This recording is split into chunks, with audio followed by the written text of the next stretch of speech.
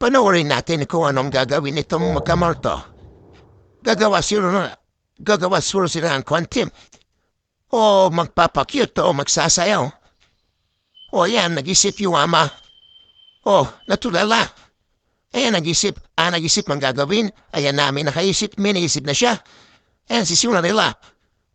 O bilisan nyo na, hanap ang gagawin niyo talaga, sasayaw, kakanta, iiyak o magkukwantin. Ayan na, baka maganda siguro gagawin ng dalawang magkamanto. O, simulan nyo na. Kainip na eh. O, yan. O nag-isip, ayan na. Maganda, natulala na naman. Natulala na naman. Ano ba? Nag-iisip. Sasayaw sila, ayan na. Sige, maganda siguro to. Kasi mahaba preparasyon eh. Ayan na. Papogi mo na sila. Ayusin nyo agad nyo, sayaw nyo. So, sasayaw ba kayo? Magkiyakat no? Umalis pa. Sasayaw yung anak.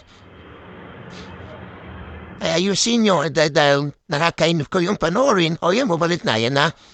Ayan na. Anong gagawin? Ba't natulala na naman? Tayo natutulala ma. Ayan na. May explanasyon. Ano ba yung gagawin nila?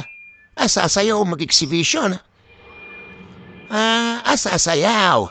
Ano ba talaga yung gagawin nyo? Simulan nyo na. Ayan na. Ay, magpapakip lang pala. Yun na yun. Ang haba ng preparation nyo, magpapakip lang pala kayo. Diyan na,